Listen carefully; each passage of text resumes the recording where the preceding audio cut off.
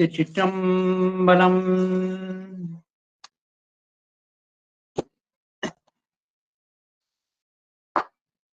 எடுக்கும் மாத்ததை இன்தமிழ் செய்யுளாய்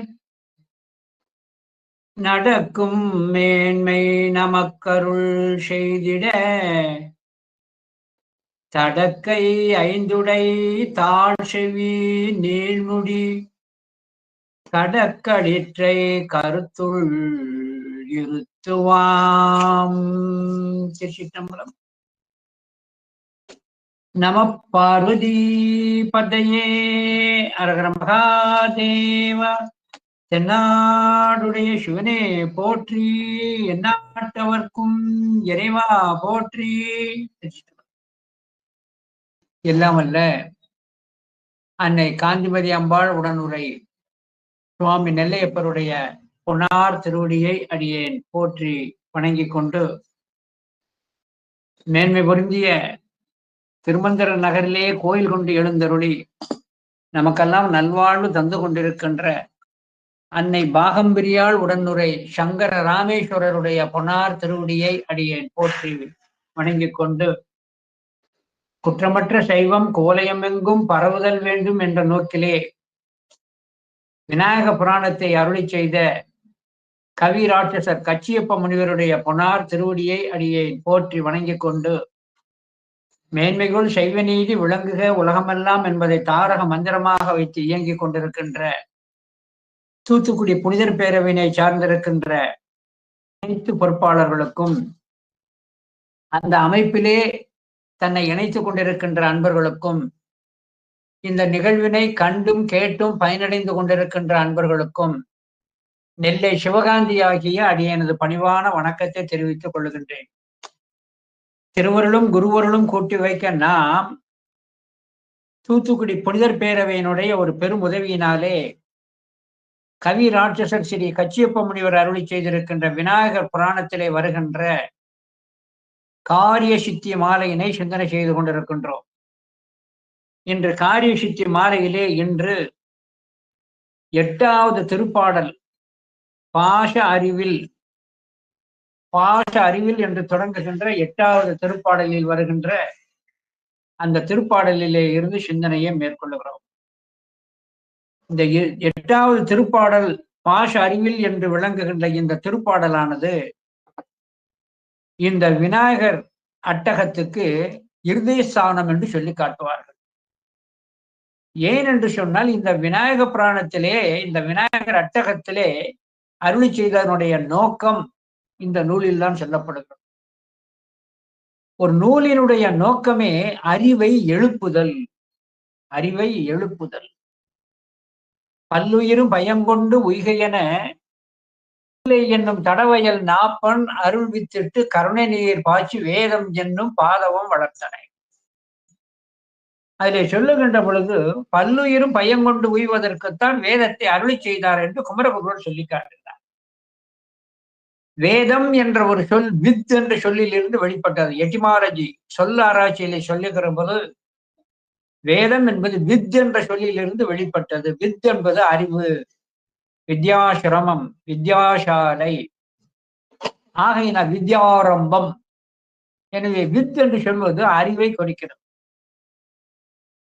ஆன்ம தத்துவம், வித்யா தத்துவம், சிவ தத்துவம் என சொல்லக்கூடியதிலே 2வது வருகிற வித்யா தத்துவம் என சொல்லக்கூடியதுதான் உயிர்களுக்கு அறிவை எழுப்புகிறது. எனவே இந்த அறிவை எழுப்புவதுதான் இந்த நூல்களுடைய நோக்கம் என்பதை வைத்துத்தான் இந்த 8வது திருப்பாடலாகிய பாச அறிவில் பசு அறிவில் என்று தொடங்குகின்ற இந்த அருமையான திருப்பாடல் வருகிறது. சிவப்பிரியர்களுடைய நம்முடைய சமயம் சைவ சமயம்.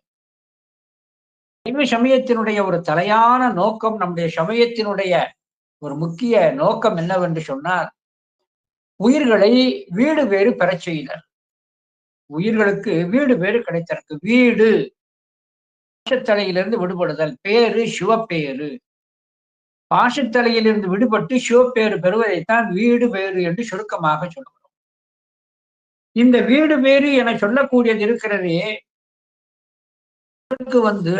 மையமாக வைத்து சொல்லப்படுவது, அதற்கு தலையாக வேண்டப்படுவது, வீடு வேற்றுக்கு ஆதாரம், வீடு வேற்றுக்கு திறவுகோல் ஞானம். சைவ எல்லப்ப நாவலர் அருள் செய்திருக்கின்ற திருவெண்காட்டு தலபுராணத்திலே அரிய ஞானமே முக்தி சாதனம், அரிய ஞானமே முக்தி சாதனம்ங்கிறார். எனவே இந்த வீடு பேறு முக்திக்கு சாதனம் என சொல்லக்கூடியது அரிய ஞானம். சைவ எல்லப்ப நாவலர் சொல்றார். அரிய ஞானம் என்பதற்கு அந்த ஞானம் எளிதில் கிடைக்காது. அதுதான் மானுடரால் பிறத்தின பூன் குருடு செவிடு நீங்கி பிறக்கிறது பேடு நீங்கி பிறத்தரும் பிறந்த காலையும் ஞானமும் கல்வியும் நயத்தல் அரிதுன்னார் அபை பிராட்டி. ஞானமும் கல்வியும் நயத்தல் அரிது. இந்த ஞானம் என்பது சிவஞானம், கல்வி என்பது அபரஞானம். எனவே இது கிடைத்திருக்கிறது. ஆகையினாலேத்தான் அழகாக அரிய ஞானமே முக்திக்கு சாதனம் என்று நம்முடைய சைவ எல்லப்ப நாவலர் கொடுத்து காட்டுகிறார். அரிய ஞானமே. இந்த ஞானம் என்று பொதுவாக சொன்னால் எதை குறிக்கும் என்பதை தெரிந்து கொள்ளுதல் வேண்டும். ஞானம் என சொல்லக்கூடியது சிவஞானத்தை தான் குறிக்கும். பொதுவாக சொன்னார் பரஞானம் அபரஞானம் பசுஞானம் பாசுஞானம் என்றெல்லாம் பகுப்பு இருந்தாலும் ஒரு நூலிலே ஞானம் என்று பொதுவாக வந்தால் அது சிவஞானத்தை தான் குறிக்கும். எதை போல மலம் என்று பொதுவாக சொன்னால் ஆணவ மலத்தை தான் குறிக்கும். மந்திரம் என்று பொதுவாக சொன்னால் ஐந்தெழுத்தை தான் குறிக்கும். மலம் என்று பொதுவாக சொன்னால் அது சாயுஜத்தை தான் குறிக்கும். சிவன் என்று பொதுவாக சொன்னால் அது சிவ பரம்பொருள் ஒருவரையே குறிக்கும். மலர் என்று பொதுவாக சொன்னால் தாமரையை குறிக்கும்.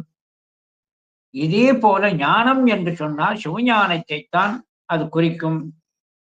அந்த சிவஞானத்திற்கு என்னென்ன பெயர்களால் சைவத்தில் குறிப்பிடப்படும் என சொன்னால் பதிஞானம், திருவருள் ஞானம், திருவடி ஞானம், பரஞானம். இந்த பதிஞானம், திருவருள் ஞானம், திருவடி ஞானம், சிவஞானம், பரஞானம் என்பதெல்லாம் ஒரு பொருட்கிழவி. இதான் இது கிடைத்தற்கு அரியது என்று சொல்லி காட்டுகிறார். இது கிடைத்தற்கு அரியது என்கின்ற காரணத்தினாலே தான் கச்சியப்ப முனிவர் அருளி செய்திருக்கின்ற தணிகை புராணத்துல சந்திராங்கத மகரிஷியானவர் சிவத்தை அங்கே தவம் செய்து கண்ட பொழுது சிவம் என்ன வரம் வேண்டும் என கேட்கின்ற பொழுது எனக்கு ஞானோபதேசம் செய்யும், அதான் கிடைத்தற்கரியது என்று சந்திராங்கத மகரிஷியானவர் அங்கே அழகாக சிவஞானத்தை போதிக்கும்படியாகத்தான் சிவபரம்பொருளை அந்த சந்திராங்கத மகரிஷி வேண்டினார் என்று அங்கே சொல்லி காட்டப்படுகிறது. ஆகையினாலே அந்த ஞானம் என சொல்லக்கூடியது அது அரியது, அதுதான் முக்திக்கு சாதனம். சிவஞான சித்தியாரிலே 46வது செய்யுள்ள அழகாக சொல்லி காட்டுகிறார் நம்முடைய அருணன் சிவாச்சாரிய சுவாமிகள். ஞானம் உண்டேல் சே உயர் கொடியினான் தன் சேவடி சேரலாமே. ஞானம் உண்டேல் சே உயர் கொடியினால் தன் சேவடி சேரலாம். ஞானம் இருந்தால் சிவனது திருவடியை அடையலாம், சாயுஜத்தை பெறலாம் என்று சொல்லி காட்டுகிறார். எனவே இந்த ஞானம்தான் முக்திக்கு திறவுகோல், அது கிடைத்தற்கு அரியது. எனவே அதே போன்று சொல்லுகின்ற போது அங்க நம்முடைய சிவஞான போதத்திலும் பதியை ஞான கண்ணினில் சிந்தை நாடி, பதியை ஞான கண்ணினில் சிந்தை நாடினார். ஞானக்கண்ணிலே சிந்தை நாடி. இந்த கண் வேறு, ஞானக்கண் வேறு. அதனாலதான் பூணூல் வைபவத்தை உபநயனம், அந்த நயனம் என்பது வேதத்தை காணக்கூடிய கண், வேதத்தை படிக்கக்கூடிய கண், அது உபநயனம், துணை கண். எனவே சிவஞானமாகிய அந்த கண்ணை வைத்துத்தான் இறைவனை அடைய முடியும். தான் பதியை ஞானக்கண்ணினில் சிந்தை நாடி என சொல்லி காட்டுகிறார். எல்லோரும் இறைவனை காண ஆசைப்படுகிறோம்.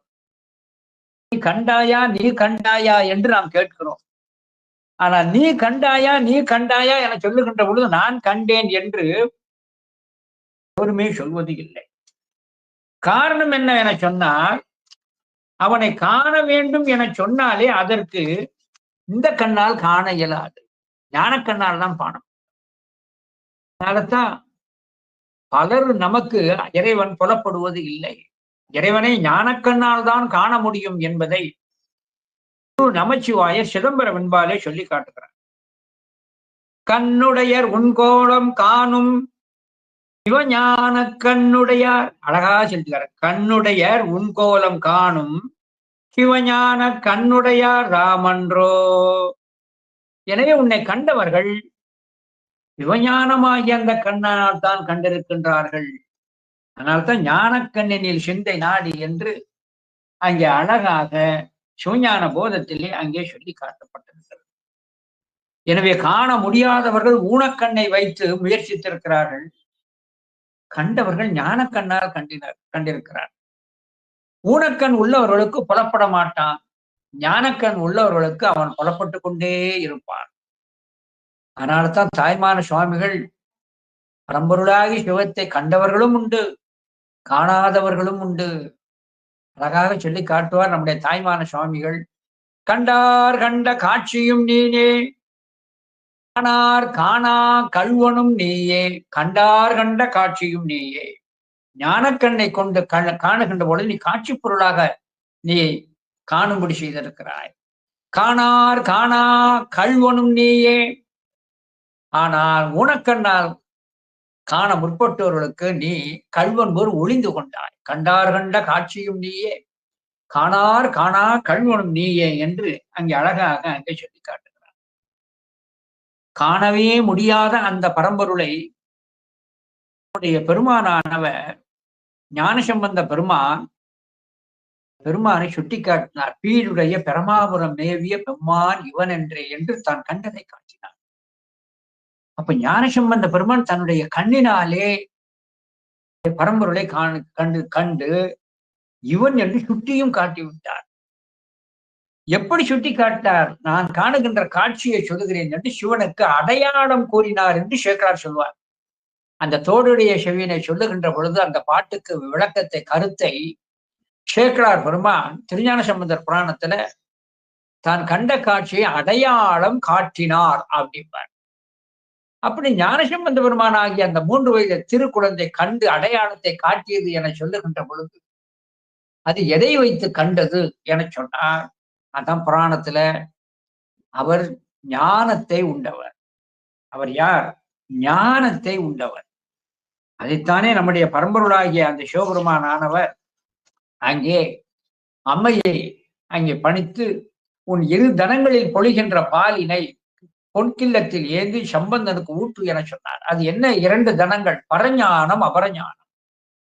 இந்த பரஞானம் அபரஞானம் என்ற 2 ஞானம் உடைய அந்த பாலைத்தான் அம்மையான 2 தனத்திலிருந்து சுரந்து கொடுத்தார். அதனால்தான் 2ஐயும் பெற்றார். அதனால்தான் நம்முடைய சேக்கரார் பெருமான் அழகாக சொன்னார். பரஞானத்தையும் பெற்றார், அபரஞானத்தையும் பெற்றார். சிவமதனை சிந்திக்கும் திருப்பெருகு சிவஞானம் அபரஞானம். பவமதனை அறமாற்றும் பாங்கினில் ஓங்கிய ஞானம் பரஞானம். ஊமையில்லா கலை ஞானம் அபரஞானம். உணர்வறிய மெய்ஞானம் பரஞானம். இப்படி பரஞானம் அபரஞானம் 2ஐயும் பெற்ற 2 மாறி மாறி சேக்கரார் பெருமான் அங்கே சொல்லி காட்டுகிறார். இதே போல நாவுக்கரசு சுவாமிகளும் நான் கண்ணார கண்டுகொண்டேன் என்றார். அழகாக சொல்லிக்க திருமாலோடு நான்முகனும் தேடி தேடரா தேவனை என்னுள்ளே கண்டுகொண்டேன் என்று சொல்லி காட்டுகிறார். அப்படி கண்டுகொண்டேன் என சொன்னால் அவர் எப்படி கண்டார்? கண்டேன் அவர் திருப்பாதம் கண்டறியாதன கண்டேன் அவர் திருப்பாதம் எல்லாம் பாடல் தோறும் அங்கே மகனமாக சொல்லி வந்தார். எதை வைத்து கண்டார்? ஞானக்கண்ணால் வைத்துத்தான் காண முடியும். நான் ஞானக்கண்ணால் தான் வைத்து கண்டேன் என்பதை காண்பதற்கு அவன் அருளாகிய திருவடி ஞானம் தான் வேண்டும் என்பதை நாவுக்கரசு சுவாமிகளே தன்னுடைய திரு தாண்டகத்திலே சொல்லி காட்டுகிறார். மைபடிந்த கண்ணாலும் தானும் கச்சி மயானத்தான் வார்ஷடையான் எண்ணின் அல்லான் ஒப்புடைய நல்லன் ஒருவன் நல்லன் ஓர் ஊரன் நல்லன் ஓர் உவமன் இல்லி அப்படியும் அந்நிறமும் அவ்வண்ணமும் அவனருளே கண்ணாக காணின் அல்லால்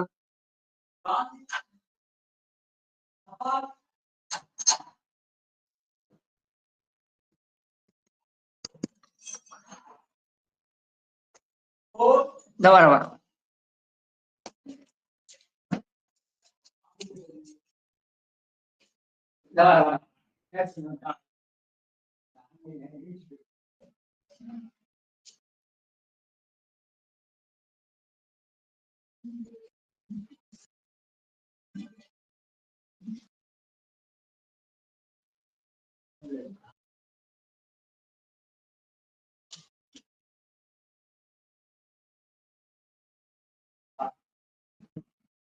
மைப்படிந்த கண்ணாளும் தானும் கட்சி மயானத்தான் வார்ஷடையான் எண்ணின் அல்லான் கூடைய நல்லன் ஒருவன் நல்லன் ஓர் ஊரன் நல்லன் ஓர் உவமன் இல்லி அப்படியும் அந்நிறமும் அவ்வண்ணமும் அவனருளே கண்ணாக காணின் நல்லால் இப்படியன் எண்ணிறத்தன் இவ்வண்ணத்தன் இவன் இறைவன் என்று எழுதி காட்டோனாதே. அழகாக நாவுக்கரசு சுவாமிகள் குறிப்பிடுகிறார். அப்படியும் அந்நிறமும் அவ்வண்ணமும் அவன் அருளே கண்ணாக காணின் நல்லான், அவன் அருளே கண்ணாக காணின் நல்லான் என்று அங்கே குறிப்பிட்டுத்தார். அதை விட மேலாக நம்முடைய பெரிய புராணத்திலே ஒரு காட்சி வருகிறது. திருஞான சம்பந்த மூர்த்தி நாயனாரும் திருநீலகண்ட யாழ்ப்பாணரும் தில்லையிலே வீதியிலே செல்லுகின்ற பொழுது ஞான சம்பந்த பெருமான் தன்னுடைய கைகளை வணங்கிக் கொண்டே செல்கிறார்.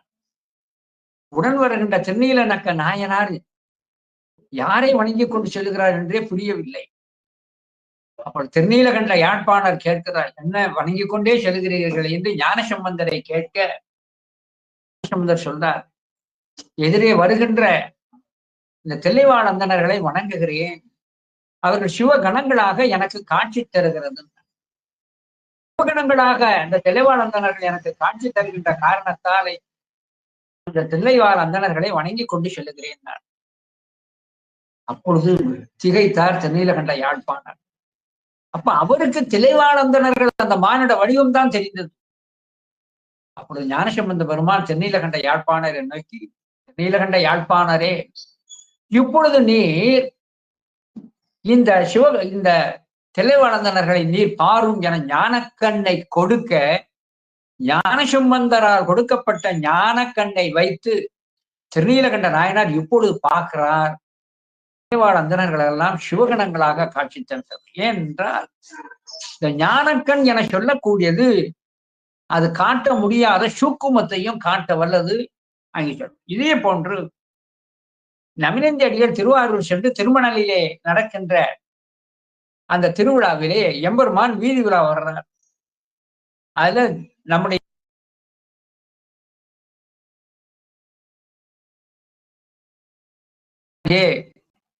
நம்முடைய நமினந்தி அடிகள் இல்லத்திற்கு உள்ளே செல்லாது புறத்தே தங்கினார். அப்பொழுது அவரது மனைவி, ஏன் இல்லில் வளாமல் புறத்தே இருக்கிறீர்கள் என சொன்னேன்.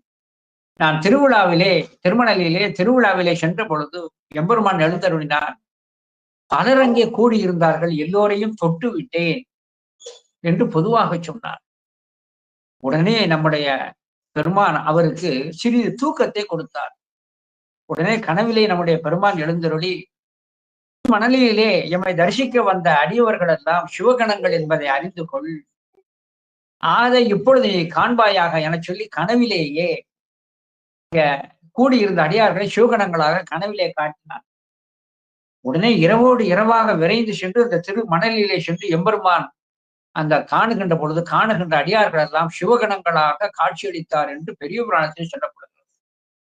அப்போ முன்பு மாணவர்களாக காட்சி தந்தது, இப்பொழுது சிவகணங்களாக காட்சி தந்ததற்கு காரணம் இப்பொழுது சிவஞான கண்ணை அங்கே பெற்றிருக்கின்றார். இதே போலத்தான் இந்த சிவஞான கண்ணை வைத்து பார்க்கின்ற பொழுதுதான் அது உண்மையான அந்த சூக்ம வடிவம் நமக்கு புலப்படும். எனவே இந்த திருவடி ஞானம் என சொல்லக்கூடியது எப்படி கிடைக்கும் என சொன்னார், நல்ல கவனமாக கொள்ள வேண்டிய பகுதி, ஞானசம்பந்தருக்கு சிவஞானத்தை மட்டும் கொடுக்கவில்லை, பரஞானம் சிவஞானம் இரண்டையும் சேர்த்து கொடுத்தார். பரஞானம் சிவஞானம், பரஞானம் அபரஞானம் இரண்டையும் சேர்த்து கொடுத்தார். அபரஞானம் என்பது என்ன, பரஞானம் என்பது என்ன, அதை நம்ம முதல்ல தெரிஞ்சுக்கிட்டோம். அபரஞானம் என்பது என்ன, பரஞானம் என்பது என்ன என்பதையெல்லாம் நாம் கொஞ்சம் தெரிந்து கொள்ளுதல் வேண்டும். இந்த பரஞானம் அபரஞானம் என சொல்லக்கூடியது எது என சொன்னால், அபரஞானம் என்பது என்ன, பரஞானம் என்பது என்ன என சொன்னால், இந்த அபரஞானம் என சொல்லக்கூடியது அது பசு ஞானம் பாச ஞானத்தை குறிக்கிறது. அது பசு ஞானம் பாச ஞானத்தை குறிக்கிறது. இந்த பசு ஞானம் பாச ஞானத்தை குறிக்கின்ற அந்த அவைகள் நமக்கு பரஞானத்தை பெறுவதற்கு அடிகோலாக அமைகிறது. பரஞானத்தை பெறுவதற்கு அடிகோலாக அமைகிறது. இந்த அபரஞானத்தை வைத்துத்தான் பரஞானத்தை பெற முடியும். அபரஞானத்தை வைத்துத்தான் பரஞானத்தை பெற முடியும். இதுதான் ரொம்ப முக்கியமான ஒரு பகுதி. அபரஞானம் என சொல்லக்கூடியது பசுஞானம் பாசஞானம் என்ற இரண்டால் ஆனது. இந்த பரஞானம் என சொல்லக்கூடியது சிவஞானம் என்று சொல்லக்கூடியது. இது எப்படிப்பட்டது என சொன்னால், இதுதான் சிவத்தை காட்டும். அபரஞானம் என சொல்லக்கூடியது பரஞானம் பெறுவதற்கு ஆதாரமாக உள்ளது. ஆனால் அதே நேரத்திலே ஆதாரமாக இருந்தாலும் அந்த அபரஞானம் என சொல்லக்கூடியது பசுஞானம் பாசஞானம் என சொல்லக்கூடிய இரண்டும் சேர்ந்த அந்த அபரஞானம் சிவஞானம் தலைப்படுகின்ற பொழுது அந்த இரண்டும் மடங்கிடும். அதாவது சுருக்கமாக சொல்றேன், பரஞானம் மேலிடுகின்ற பொழுது அபரஞானம் ஒடுங்கி விடும். அது மடங்கணும், அபரஞானம் மடங்கணும். அப்ப பாச அறிவு பசுஞானம் பாசஞானம் என்பதற்கு விளக்கத்தை லேசாக சொல்றேன். பாசஞானம் என்றால் என்ன, பசுஞானம் என்றால் என்ன? பாசஞானம் என சொல்லக்கூடியது ஆன்மாவிற்கு மாயகாரியமாகிய தத்துவங்களால் விளங்கும் அறிவு. மாயகாரியங்களாகிய தத்துவங்களால் விளங்கும் அறிவு. அதாவது இந்த ஆன்மாவுக்கு அறிவு இருக்கிறது, ஆனால் அதை விளக்கம் கொடுப்பதற்கு ஒரு கருவி தேவைப்படுகிறது. நல்ல கவனமாக கொள்ள வேண்டிய பகுதி. அந்த அறிவு விளக்கம் ஏற்பட ஒரு கருவி தேவைப்படுகிறது. அதுதான் தத்துவ கூட்டங்கள். அது சொற்பிரபஞ்சம் பொருள் பிரபஞ்சம் வாயிலாக நிகழ்வது. ஆனாலும் இந்த பாசஞானம் என சொல்லக்கூடிய தத்துவங்களால் கிடைக்கக்கூடிய அந்த அறிவு ஏகதேச அறிவு தான், சிலவற்றை மட்டும் அறியும். பசுஞானம் என சொல்லக்கூடியது பாசங்கள் என சொல்லக்கூடிய தத்துவங்களினுடைய இயல்பை அறிந்தும், இவைகளெல்லாம் இந்த தத்துவங்கள் எல்லாம் நமக்கு வேறானது, தன்னுள் அடங்கும். எனவே என்னுடைய அறிவை விளக்குவதற்கு துணையாக ஒரு கருவியாக வந்ததுதான் தத்துவமே அன்றி அவைகளுக்கு நான் அடிமை அல்ல என உணர்ந்து நானே அறிவுடையவன் என சொல்லி நானே பிரம்மம் என்ற ஒரு உணர்வு ஏற்படும். நானே பிரம்மம் என்ற ஒரு உணர்வு ஏற்படும். இதுதான் பசுஞானம் என சொல்லக்கூடியது. எப்படி? தத்துவ கூட்டங்கள் என்னுடைய அறிவுக்கு துணை செய்தது. ஆனால் நான் தத்துவ கூட்டங்கள் ஒரு கருவி எனக்கு துணை செய்தது என்று அறிந்து நான் ஒரு அறிவுடை பொருள் என்பதை தெளிந்து தன்னுடைய அறிவை வியந்து தன்னை அறிந்து நானே பிரம்மம் என்று நிற்கும். இப்படி நானே பிரம்மம் என்று சொல்லக்கூடிய இந்த பசுஞானம் பாசஞானம் இந்த இரண்டும் வந்த பின்பு இந்த தத்துவ கூட்டங்களால் எனக்கு அறிவு விளக்கத்தை கொடுத்தது சிவனது ஏவலாலே, சிவனது துணையினாலே, சிவனது அறிவினாலே என நினைந்து அந்த கரணங்களையும் அங்கே அறிய வைத்த அந்த சிவத்தையும் உணர்ந்து அங்கே சிவத்தினுடைய ஒரு உபகாரத்தை நினைந்து சிவஞானத்திலே மட்டும் தலைப்பட்டு நிற்கும். இதுதான் பரஞானம் என சொல்லக்கூடிய ஒன்றாக இருக்கிறது. இந்த பரஞானம் அபரஞானம் என சொல்லக்கூடிய இந்த இரண்டிலே இந்த பரஞானம் என சொல்லக்கூடிய ஒன்று மேலிடுகின்ற பொழுது அபரஞானம், அதாவது பசு அறிவு பாச அறிவு மடங்கி நிற்றல் வேண்டும். இதை காட்டுவதுதான் நாம் சிந்தித்துக் கொண்டிருக்கின்ற இந்த நூலினுடைய நாயகனாகிய விநாயக பெருமானுடைய தத்துவம். விநாயக பெருமானுக்கு ஒற்றை கொம்பன்னு பேர். ஒற்றை கொம்பன்னா அந்த யானையினுடைய முகத்திலே ஒரு கொம்பு லேசாக வெளி தெரியும், ஒடிந்த கொம்பு, மற்றொரு இடத்துல முழுமையாக கொம்பு தெரியும். கொம்பு நீளமாக வளர்ந்திருந்த கொம்புடைய யானை ஆண் யானை. கொம்பு இல்லாமல் லேசா குருத்து மட்டும் இருந்ததுன்னா அது பெண் யானை. ஆண் பெண் ஆணாகி பெண்ணாகியும் ஆணாகி இருக்கிற என்ற தத்துவத்தை குறித்தாலும் கூட விநாயக பெருமானுக்கு ஒரு கொம்பு மடங்கியும் ஒடுங்கியும் ஒடிந்தும் மற்றொரு கொம்பு நீண்டிருப்பதனுடைய நோக்கம் நீளமாக முழுமையாக இருப்பது பரஞானம். இந்த பரஞானம் நீண்டிருக்கின்ற பொழுது அபரஞானம் என சொல்லக்கூடிய அந்த இன்னொரு கொம்பு அது ஒடுங்கி மடங்கி உள்ளடங்கி இருக்கிறது. இதுதான் தத்துவம். இந்த பரஞானம் பெறுவதுதான் உயிர்களுடைய ஒரு நோக்கம்.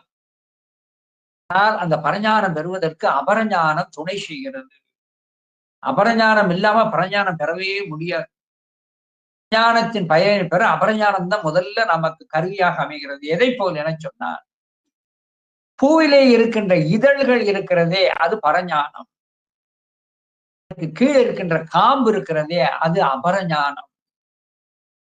இந்த பூ இதழ்களாகிய அந்த பரஞானம் விரிந்து கிடக்கின்ற பொழுது அபரஞானம் என சொல்லக்கூடிய காம்பு அதனுள் அடங்கி மடங்கி கிடக்கிறது.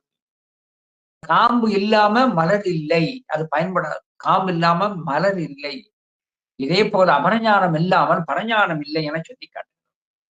இதிலே நாம் தெரிந்து கொள்ள வேண்டிய ஒரு பெரிய ஒரு உண்மை என்னவென்று சொன்னால், இந்த பரஞானம் அபரஞானம் என சொல்லக்கூடிய இரண்டுமே சிவத்தால் தரக்கூடியது. சிவத்தால் தரக்கூடியது. அபரஞானத்தை முதல்ல தூண்டுறார். அபரஞானத்தையும் தூண்டி நானே பிரம்மம் என்று அந்த பக்குவ நிலை வருகின்ற வரை சிவமே நமக்கு உதவி செய்கிறார். ஆகையினால இந்த இரண்டு அறிவையும் தத்துவங்களை வைத்து முதலில் அபரஞானத்தையும், அதற்கு பின்பு தத்துவங்களில் இருந்து தெளிந்த ஆன்மா தன்னை உணர்ந்த பின்பு தலைனை உணர்கின்ற நிலை வருகின்ற பொழுது பரஞானத்தை பெறுகிறது. எனவே அபரஞானத்தை கொடுப்பதும் சிவனே, பரஞானத்தை தருவதும் அவனே. இந்த அபரஞானத்தை கொடுப்பதற்குத்தான் நூல்கள் நமக்கு இருக்கிறது, ஞான நூல்கள். இப்ப நான் சொல்லக்கூடியதை கவனமா கேளுங்க, இல்லைன்னா கருத்து பேசணும்னா நீங்க தப்பா நினைச்சிருவீங்க. இந்த ஞான நூல்கள் என சொல்லக்கூடிய 12 திருமுறைகள், 14 சித்தாந்த சாஸ்திரங்கள், துணை நூல்கள், மற்ற ஞான நூல்கள் எல்லாம் அபரஞானத்தை தூண்டும். இந்த அபரஞானத்தின் வாயிலாகத்தான் நாம் பரஞானத்தை பெற வேண்டும். ஆக இந்த ஞான நூல்கள் அனைத்துமே அபரஞானத்தை தரக்கூடியது. அதைத்தான் நீங்க அழகாக நம்முடைய கச்சியப்ப முனிவர் இந்த காரிசக்தி மாலையில ஈட்டிலே சொல்லி காட்டுகிறார். நூல்களினுடைய நோக்கமே முதலில் அபரஞானத்தை தந்து பரஞானத்தை அங்கே விளங்க செய்வது. அந்த ஈட்டில் அதை சொல்லுகின்ற நோக்கமே அபரஞானத்தை வைத்து பரஞானம் பெற வேண்டும். அந்த இரண்டையும் தருவது விநாயகனே. எனவே விநாயகன் என்பது ஞான நாயகன். எனவே ஞான முதல்வன் என்பதை அங்கே நமக்கு உணர்த்தும்படியாக இந்த 8வது திருப்பாடலிலே அழகாக நமக்கு உணர்த்தி காட்டுகிறார். பாச அறிவில் பசு அறிவில் பற்றற்கு அரிய பரன் யாவன். பாச அறிவும் பசு அறிவும் பயில பணிக்கும் அரண் யாவன். பாச அறிவும் பசு அறிவும் பாற்றி மேலாம் அறிவான தேசன் எவன். அக்கணபதியை திகழ சரணம் அடைகின்றான். அருமையான ஒரு செய்தியை நமக்கு சொல்லி காட்டுகிறார். பாச அறிவில் ஆன்மாவிற்கு மாயா காரிய தத்துவங்களால் விளங்கக்கூடிய அறிவினாலும், பசு அறிவில் குறை அறிவாகிய தற்போதத்தால் கிடைத்த அறிவினாலும், பற்றற்கு அரிய பற்றற்கு அரிய பரன் யாவன். எனவே பாச அறிவாலும் பசு அறிவாலும் அங்கே அவனை பற்றுக்கொள்வதற்கு இயலாதவன் யார்? பாசறிவு பயனறிவும் அது பற்றாது, துணை செய்யும், அவ்வளவுதான், துணை செய்யும். ஆகையினாலே அது துணை செய்யும். ஆனால் துணை தேவைப்படுகிறது நமக்கு. மலருக்கு காம்பு தேவைப்படுவதை போல இந்த இந்த அபரஞானம் என சொல்லக்கூடிய பசுஞானமும் பாசஞானமும் தேவைப்படுகிறது. ஆனால் அது சிவத்தை காட்டாது. காண்பதற்கு நம்மை என்ன செய்யும்? உயர்த்தும், அவ்வளவுதான். அந்த பரஞானம் பெறுவதற்கு நம்மை உயர்த்துமே அன்றி அபரஞானம் சிவத்தை காட்டாது. மேலும் பாச அறிவும் பசு அறிவும் பயில பணிக்கும் அரண் யாவன். இந்த பசு அறிவு பாச அறிவு இரண்டையும் பொருந்தி கண்மங்களை நுகரச் செய்து திரோதான சக்தியை நடத்தி ஆன்மாக்களுடைய ஆணவ வலியை தேர்த்து அந்த அபரஞானத்தை கொடுப்பது எவன்? எனவே இறைவன் தான் நூல்கள் வாயிலாக பாச அறிவும் பசு அறிவும் பயில பணிக்கின்றான். அவன் அருள் இருந்தால்தான் இந்த பாச அறிவு பசு அறிவு நமக்கு தொழிற்படும்.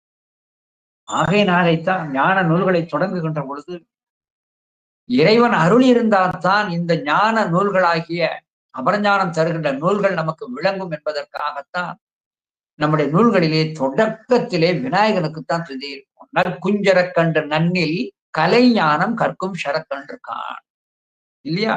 நற்குஞ்சர கண்டு நன்னில் கலைஞானம் கற்கும் சரக்கன்று கான். இதே போல நம்முடைய சாஸ்திர நூல்களில் எல்லாம் அங்கே விநாயகரை துதிப்பதனுடைய நோக்கம் அபரஞானத்தை நமக்கு தூண்டுகின்ற இந்த நூல்கள் எல்லாம் அருளால் தான் நமக்கு மனதிலே தைக்கும், அறிவிலே சென்று அது அடையும் என்பதற்காகத்தான் நம்முடைய சாஸ்திர நூல்களிலே மட்டும் விநாயகர் தோத்திரம் இருக்கும். முருகோட்டன் இருசெவியன் மும்மதத்து நால்வாய் ஐங்கரத்து அருள் சிவாச்சாரிய சுவாமிகள். ஆனா தோத்திர நூல்ல முதல்ல தோத்திர நூல்ல விநாயகருடைய இது கிடையவே கிடையாது. நம்முடைய திருமந்திரத்திலே மட்டும்தான் அங்கே 5 கரத்தினை என்று தொடக்கத்தில் வைக்கப்பட்டிருக்கிறது. மற்றைய 11ஆம் திருமுறை எடுத்துக்கொண்டாலும் கூட 11ஆம் திருமுறையினுடைய தொடக்கத்துல விநாயகர் இது கிடையாது, பின்னே உள்ளே வருகிறது. 12ஆம் திருமுறையிலே கூட நம்முடைய சேக்கடார் பெருமான் முதல்ல உலகலாம் என்று ஆக்கி அதற்கு பின்பு இந்த பிறப்பை வணக்கம் செய்து 3ஆவதாகத்தான் விநாயகருக்கு துதி செய்கிறார். எனவே திருமுறைகளிலே மட்டும் ஞான நூல்களிலே திருமுறைகளிலே மட்டும் விநாயகர் பெருமானை எல்லாம் சிவனே என்று வைத்துவிடும்.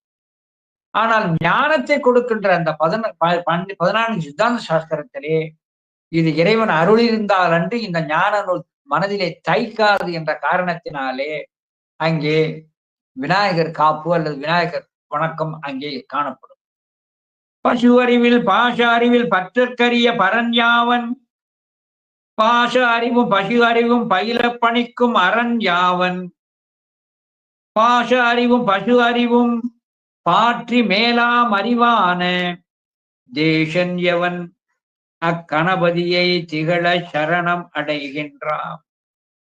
பாச அறிவும் பசு அறிவும் பாற்றி, பாச அறிவும் பசு அறிவும் சேர்ந்த அந்த அபரஞானத்தை ஒடுக்கி மாற்றி மேலாம் அறிவான தேசன். மேலாம் அறிவு பரஞானம். தேசன் என்றால் ஒளி, மேலான ஒளியாகிய அந்த பரஞானம். எப்பொழுதுமே சிவஞானத்தை ஒளிக்கு சொல்லப்படும். அதான் ஒளிக்கும் இருளுக்கும் ஒன்றே இடம். எனவே தான் பாச அறிவும் பசு அறிவும் பாற்றி மேலாம் அறிவான தேசன் எவன். சிவஞானம் என்பதை ஒளி என்று சொல்லப்பட்டிருக்கிறது. ஆணவமலம் என்பது இருள் என்று சொல்லப்பட்டிருக்கிறது. ஆகையினாலே இந்த ஒளி என சொல்லக்கூடியது அங்கே சிவஞானத்தை குறிக்கிறது. அதனால்தான் ஒளியான திருமேனி உமிழ்தான மிகமேவு. குற்றங்குடி உமாபதி சிவாச்சாரியார் சிவபிரகாசத்தில் சொல்லுவார், ஒளியான திருமேனி. ஒளியான திருமேனின்னு என்ன அர்த்தம்? ஞான நாயகன், ஞான முதல்வன் என்ற ஒரு பொருள் முடிக்கிறார். சுந்தரமூர்த்தி சுவாமிகள் ஞான வடிவமாக இருந்த காரணத்தினாலே தான் வான்வழியை செல்லுகின்ற பொழுது சுடர் வழியிலே இருக்க அந்த ஜோதி வடிவத்தை தான் கீழே கையிலே அடிவாரத்திலே இருந்த உபமன்யு மகரிஷி அந்த ஜோதியை கண்டுதான் சொல்லினார். சுந்தரமூர்த்தி நாயனாரே இங்க ஒளி வடிவமாகத்தான் அங்கே கண்டிருக்கிறார். ஆகையினாலே அந்த பசு அறிவு பாச அறிவையும் பார்த்து மேலாம் அறிவான தேசன் எவன் அக்கணபதியை திகழ சரண் அடைகின்றாம். அந்த கணபதியை நாங்கள் சரண் அடைகின்றோம் என்று அங்கே சொல்லி காட்டுகிறார். அந்த பெருமானை நாங்கள் வணங்கி மகிழ்கிறோம் என அங்கே சொல்லி காட்டுகிறார். அதாவது இந்த நூலறிவு என சொல்லக்கூடியது அபரஞானம் நம்முடைய அறிவை தூண்டுவதற்காகத்தான். அதேனாலைத்தான் அப்பர் பெருமான் 5வது திருமுறையில அழகாக சொல்லி காட்டுகிறார். நூலால் நன்றாய் நினைமின் நோய் கெட. நூலால் நன்றாய் நினைமின், அறிவை வளர்த்துக் கொள்ளுங்கள், நினைப்பை ஊட்டுங்கள். நூலால் நன்றாக நினைமின் என்று அங்கு சொல்லி காட்டுகிறார். இன்னும் அதற்கு மேலே சிவஞானம் எய்த பெற்றவர்களுக்கு இந்த நூல் தேவையில்லை. ஏன்னா அதை கடந்து விட்டார். அதே திருமூல தேவனாயனார் அதையும் நம்முடைய சொல்லி காட்டப்பட்டிருக்கிறது. கோலும் புல்லும் ஒரு கையில் கூர்ச்சமம், கோலும் பூண்டு துயரமுற்று என் பயன், நீல மயிலாடு துறையானே நூலும் வேண்டுமோ நுண்ணறிந்தோர்கட்கே. அப்பர் பெருமான் அழகாக சொல்லி காட்டுகிறார். கோலும் புல்லும் ஒரு கையில் கூர்ச்சமம், தோலும் பூண்டு துயரமுற்று என் பயன். இவைகள்லாம், இந்த கோலங்கள்லாம் எதற்கு? சிவஞானத்தை பெறுவதற்கு. இவ்வளவு இருந்தும் சிவஞானத்தை பெறவில்லை என சொன்னால் அந்த கோலத்தால் பயன் இல்லை. நீலமா மயிலாடு துறையானே நூலும் வேண்டுமோ நுண்ணுணர்ந்தோர்கட்கே. நூலும் வேண்டுமோ நுண்ணுணர்ந்தோர்கட்கே. இந்த நூல் சிவஞானம் எய்த பெற்றவர்களுக்கு அந்த அபரஞானம் என்பது அது மடங்கி விடும், தேவையில்லை என்று அழகாக அங்கே சொல்லி காட்டுகிறார். எதை போல ஒரு குழந்தை இருக்கிறது, எழுத படிக்கின்ற பொழுது முதலிலே கோடு போட்ட எழுத்துல எழுதும், கோடு போட்ட நோட்ல தான் எழுதும். அந்த கோடு போட்ட நோட்ல எழுதி எழுதி எழுதி எழுதி பழக்கப்பட்ட பின்பு கோடு போடாத அந்த அன்றுள்ள நோட்ல தானா எழுதும். அப்ப முதல்ல பயிற்சி கொடுத்து உயர்த்தியது எது? அந்த கோடு போட்ட நோட்ல நேராக எழுதி பயிற்சி பட்டால்தான் அங்கே மேலாக கோடே இல்லாமல் தான் நேராக ஒழுங்காக அழகாக எழுத முடியும். ஆகையினாலே அந்த பெரிய குழந்தை எனக்கு கோடு போட்ட நோட்டு தான் வேணும்னு கேட்காது, இல்லாமலேயே அழகாக நேராக எழுதிவிடும். இதைத்தான் நூலும் வேண்டுமோ நுண்ணுணர்ந்தோர்கட்கே என்று நம்முடைய அப்பர் சுவாமிகளும் தன்னுடைய திருவாக்கிலே அங்கே அழகாக சொல்லி காட்டுகிறார். ஆகையினாலே இந்த அபரஞானம் என சொல்லக்கூடியதையும் பரஞானம் என்று சொல்லக்கூடியதையும் நமக்கு ஊட்டுவது நம்முடைய பரம்பொருளாகிய சிவபெருமானுடைய ஒரு திருவருளை என்று அழகாக இங்கே சொல்லி காட்டுகிறார். அப்படி அழகாக சொல்லி காட்டுகின்ற பொழுது இறைவன் என சொல்லக்கூடியவன் நமக்கு அவன்தான் அறிவினை தூண்டுகிறான். அந்த அறிவினை தூண்டுகின்ற அந்த கணபதியை வணங்குகிறோம் என சொல்லக்கூடியது எதில் உள்ளது என சொன்னார், சிவ காயத்ரியிலே உள்ளது. சிவ காயத்ரியிலே உள்ளது. சிவ காயத்ரி என்ன சொல்லுகிறது என சொன்னார், ஓம் பூர் புவஸ்துவ ஓம் தத் சதுவிர் பிரேண்யம் பர்கோ தேவஸ்ய தீமகி தியோயோன பிரசோதயா. இந்த சிவகாயத்தினுடைய பொருள் என்னவென்று சொன்னால், யார் நம்முடைய அறிவை தூண்டுகிறாரோ, யார் நம்முடைய அறிவை தூண்டுகிறாரோ அந்த சுடருடைய கடவுளின் மேலான ஒளியை தியானிப்போமாக. இறைவனை சுடர் வடிவம் ஜோதி வடிவம் என்று சொல்வதனுடைய என்ன நோக்கம்? ஞானமே ஆனபோது சிவம் ஞானமயமானது, ஞானத்தையே திருமேனியாக கொண்டிருக்கிறது. ஆகையினாலே நம்முடைய நூல்களிலே இறைவன் தான் ஞானத்தை கொடுக்கிறான். அந்த ஞானம் கொடுக்கின்ற அறிவை தூண்டுகின்ற சிவத்தை வணங்கு என்பது தான் சிவ காயத்ரி மந்திரத்தினுடைய பொருள். யார் நம்முடைய அறிவை தூண்டுகிறாரோ அந்த சுடருடைய கடவுளின் மேலான ஒளியை தியானிப்போம் என்று அங்கே சொல்லி காட்டுகிறார். மேலும் இல்லக விளக்கது இருள் கெடுப்பது சொல்லக விளக்கது சோதி உள்ளது என்றார். இந்த பரஞானம் என சொல்லக்கூடியது எது? ஞானம் சொல்லக்கூடியது எதுன்னா, பொருள் இருக்கிறது, ஒரு நோட்டு ஒரு மேஜை மேல் கிடக்கிறது, இல்லை மின்சாரம் இல்லை, மேஜை மேல நோட்டு கிடக்கிறது, கண் இருக்கிறது. கண்ணுக்கு அந்த நோட்டு புஸ்தகம் கண்ணில் படணும், ஆனா தெரியாது. அப்பொழுது ஒரு கைவிளக்கை கொண்டு வந்து பார்க்க, இந்த கைவிளக்குத்தான் முன்னே இருக்கின்ற நோட்டு புத்தகத்தை கண் காணும்படி உபகாரம் செய்கிறது, வியஞ்சகம்னு பேர். எனவே காண்பான் ஒருவன் இருந்தாலும், காணப்படும் பொருள் ஒன்று இருந்தாலும், இந்த காண்பானுக்கு காணப்படும் பொருளை காட்டுவதற்கு வியஞ்சகமாகிய விளக்கு தேவைப்படுகிறது. இதே போல காண்பானாகிய உயிர் காணப்படும் பொருளாகிய சிவத்தை காண்பதற்கு வியஞ்சகமாகிய அபரஞானம் கண்டிப்பாக தேவைப்படுகிறது. இதுன்னா இந்த வியஞ்சகமாகிய பரஞானம் என்று தேவைப்படுகிறது. அந்த பரஞானத்தை வைத்துத்தான் நாம் அந்த பெருமானை காண முடியும்.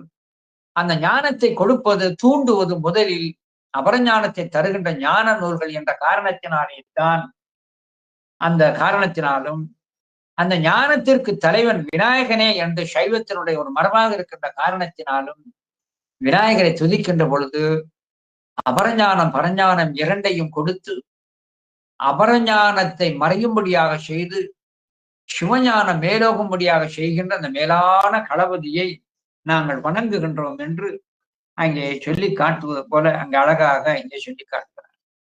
இந்த திருப்பாடலை இன்னொரு தடவை நான் படிக்கிறேன். பாஷ அறிவில் பசு அறிவில் பற்றற்கரிய பரஞ்யாவன் பாஷ அறிவும் பசு அறிவும் பயிலப்பணிக்கும் அரண்யாவன் பாஷ அறிவும் பசு அறிவும் பாற்றி மேலாம் அறிவான தேசன் எவன் அக்கணபதியை திகழ சரணம் அடைகின்றாம். அந்த கணபதியை திகழ நாம் சரணம் அடைகின்றாம் என்று சொல்லி காட்டுகிறார். எனவே இந்த 8 பாடல்கள் என சொல்லக்கூடிய இந்த 8 வைத்துக் கொண்டு இந்த விநாயகர் அட்டகம் அங்கே நிறைவு பெறுகிறது. இந்த விநாயகர் அட்டகம் என்பது இப்படி நிறைவு பெற்றாலும் கூட இதற்கு பின்னே ஒரு 3 பாடலையும் சேர்த்து சிந்திக்கிற ஒரு மரபு உண்டு. விநாயகர் அட்டகம் என சொல்லக்கூடிய காரிசித்தி மாலை 8 பாடல்களோடு நிறைவேறியது. ஆனால் அதற்கு பின்பு வருகின்ற ஒரு 3 பாடல்களும் சேர்த்து சிந்தித்தால்தான் இந்த காரிசித்தி மாலையாகிய அந்த 8 விநாயகர் அட்டகத்தை, இந்த 8 பாடல்களை சிந்தித்தனுடைய பெருமை தெரியும் என்பதற்கு அந்த 3 பாடல்களையும் சிந்திக்க வேண்டும். அந்த 3 பாடல்கள் எது என சொன்னால், இப்படி தோத்திரம் செய்த பின்பு இவைகளெல்லாம் காசிப முனிவர் முதலான அந்த முனிவர்கள் விநாயகனை நோக்கி தோத்திரம் செய்தார்கள். தோத்திரம் செய்த பின்பு அங்கே விநாயக பெருமானை அங்கே காட்சி தருகிறார். விநாயக பெருமான் காட்சி தந்துட்டார். விநாயக பெருமான் காட்சி தந்த உடனே பொழுது துதித்த இந்த முனிவர்கள் எல்லாம் விநாயக பெருமானிடம் வரங்களை பெறுகிறார்கள். என்ன வரங்களை எல்லாம் பெறுகிறார்கள் என்பதை அடுத்த திருப்பாடல்ல நம்ம பார்ப்போம். எங்கள் குலமும் வருபிறப்பும் இயைந்த உயிரும் குணமும் தங்கும் தருமம் தவம் தானம் தயங்கும் விரதங்கலை அனைத்தும் கங்கைய கல பெரும் தூய்மை படைத்தே அடியம் என பாஷ வெங்கையில் இறைவன் வரம் உதவி அவருக்கு இதுவும் அருள் செய்வார். அதாவது விநாயக பெருமான் அங்கே காட்சி தருகிறார். எப்படி? பாசமும் ஐங்கை இறைவர் கையிலே பாசத்தை தங்கியிருக்கின்ற ஒரு கையை உடைய 5 கைகளை உடைய 5 கரத்தனை வரம் உதவிய அவர்களுக்கு இதுவும் அருள் செய்வார்கள். அந்த கையிலே பாசம் தாங்கி இருக்கின்ற 5 கரங்களை உடைய நம்முடைய பெருமான் இப்படி முனிவர்கள் கேட்ட வரத்தையும் தந்தருளினார். என்னென்ன வரங்களை கேட்டார்? எங்கள் குலமும், எங்கள் குலம்னா ஒன்றே குலமும் ஒருவனே தேவன்.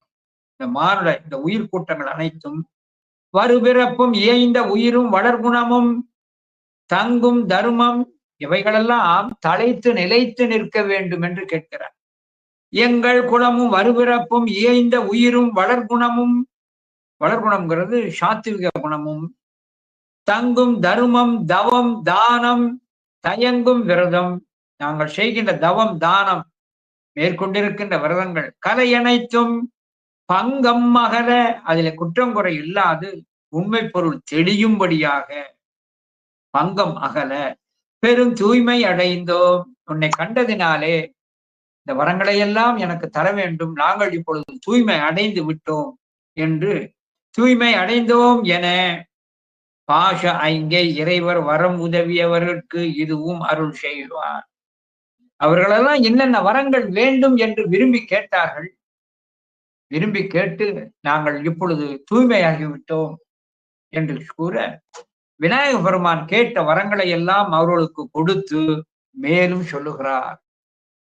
எனவே இந்த காரிய சித்தி மாலையை ஓதியவர்களுக்கு நிச்சயமாக இறைவன் வெளிப்பட்டு வேண்டிய வரத்தை தந்தருளுவார் என்று அழகாக இந்த நூலை, இந்த காரிய சித்தி மாலைக்கு ஒரு மகுடம் சொல்வதும் நூறு பயன் சொல்வதை போல சொல்லி காட்டுகிறார்.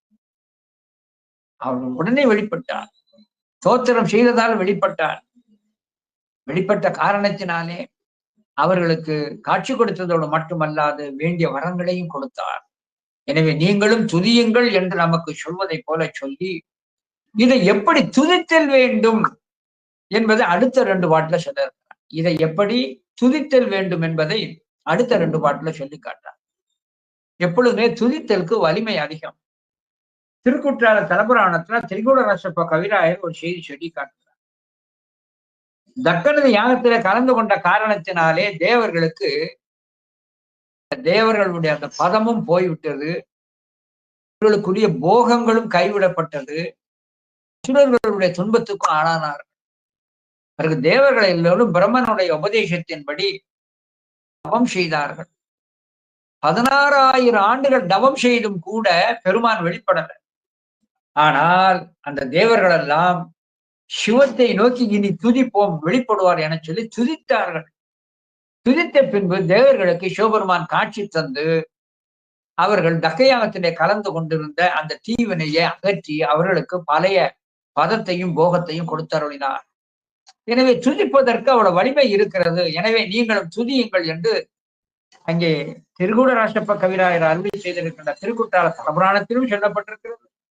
இங்கே நம்முடைய கச்சியப்ப முனிவரும் இந்த காரிசித்தி மாலை முடித்த அடுத்த பாடலிலே துதித்ததினால் அந்த தேவர்கள் பெற்ற பயனையும் இறைவன் கொடுத்து வெளிப்பட்டு கொடுத்த அருளையும் அங்கே சொல்லி காட்டுகிறார். இதை எப்படி துதித்தல் வேண்டும் என்பதை அழகாக விநாயக பெருமானே தன்னுடைய திருந்தாக்கிலே சொல்லி காட்டுறார். அதுதான் இந்த நூலினுடைய விஷயம். இந்த அருமையான 8 காரிசித்தி மாலையையும் எப்படி துதித்தல் வேண்டும். இந்த நமது தோத்திரத்தை யாவன் 3 தினமும் மும்மை சந்திகள் தோறும் தோத்திரம் செய்யினும் சகல கரும சித்தி பெறும் சிந்தை மகிழ சுகம் பெறும் என் தினமும் உச்சரிக்கின் சதுர்த்தி இடை பந்தம் மகள ஓர் என் கால் படிக்கில் அட்ட சித்தி பெறும். அழகாக சொல்லி காட்டுறார்.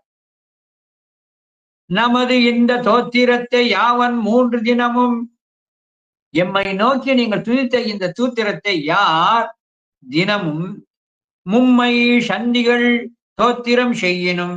மும்மை சந்தி 3 சந்தி உண்டு.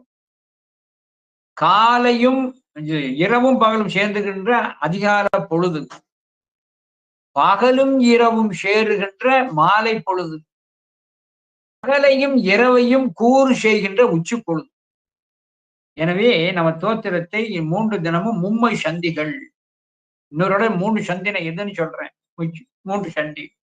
இரவும் பகலும் சந்திப்பது அதிகாலை, பகலும் இரவும் சந்திப்பது மாலை, பகலையும் இரவையும் கூறு செய்கின்ற உச்சி வேலை.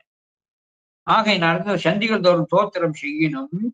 அவர்களுக்கு கரும சித்தி பெறும். அவர்களுக்கு சவகால கருமமும் கைகூடும். இதை வைத்துத்தான் காரிசித்தி மாலை என்று இந்த 8 திருப்பாடல்களுக்கும் காரிசித்தி மாலை என்று அங்கே பெயர் வைக்கப்பட்டது. அத்தோடு மட்டுமல்லாது சகலகாரியம் கைகூடி மன மகிழ்ச்சியும் சுகத்தையும் அடைவார்கள். அழகாக சொல்லி காட்டுகிறார். சகல கரும சித்தி பெறும் சிந்தை மகிழ சுகம் பெறும் என் தினம் உச்சரிக்கும் 8 தினங்களிலே சதுர்த்தி திதியிலே 8 முறை உச்சாடனம் செய்தார். அதுக்காக சிந்தை மகிழ்ச்சி பெறும் என் தினம் உச்சரிக்கின் சதுர்த்தி விடை பந்த மகள் ஓர் எண்கால் படிக்கில். சதுர்த்தி நாளிலே 8 தினமும் 8 சதுர்த்தி நாட்களிலே ஒவ்வொரு சதுர்த்தியிலும் இந்த 8 நாள் நீங்கள் படிக்கின்ற பொழுது உச்சரிக்கில் படிக்கில் பந்த மகள பந்தமும் அகன்று பந்தம் அகன்று ஓர் எண்கால் படிக்கில் அட்டசக்தி வெறும்.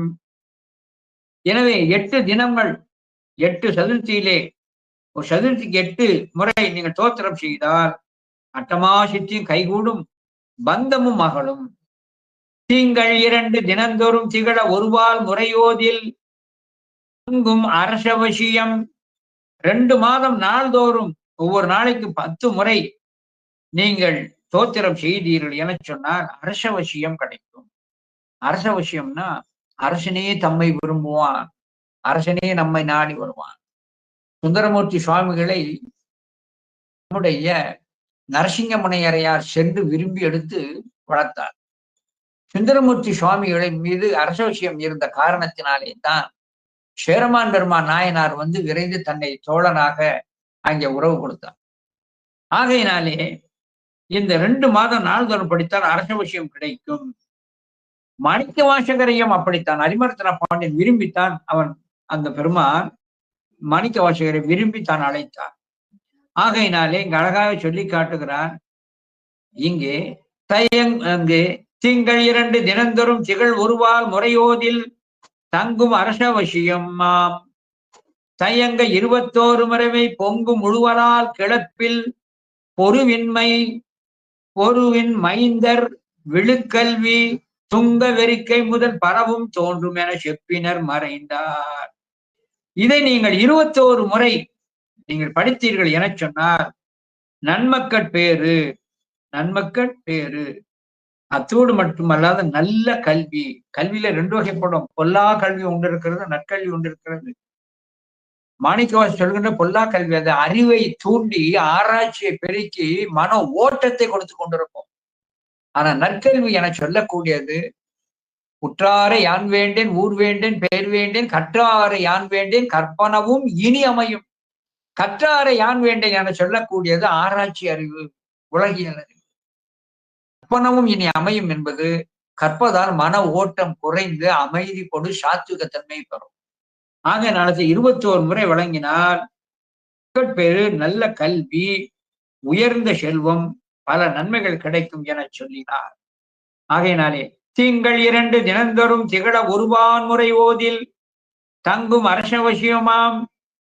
தயங்க 21 முறைமை பொங்கும் உழுவலால் கிளப்பில் பொருவியில் மைந்தர், நல்ல மைந்தர் கிடைக்கணும். விழுக்கல்வி துங்க வெறுக்கை மேலான செல்வம். செல்வம் இருந்தால் போதாது, அதனை நாம் தூய்க்கணும். தூய்த்தால் போதாது, அதை நிலைக்கணும். நிலைத்தால் போதாது, அதனால் துன்பம் வரக்கூடாது.